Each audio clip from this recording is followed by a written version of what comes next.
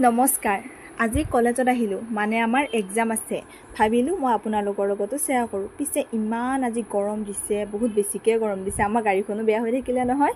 মানে কি চাব আপোনালোকে, ইমান মানুহৰ ভিৰ, ইফালে ইমান গৰম। চাওকচোন বাৰু, বাছখনত পাণ জাপাই দি জাপিছে। খালী গাড়ী বুলি কৈ পেলাই কৈ কিনে আৰু উঠাইহে মানুহ।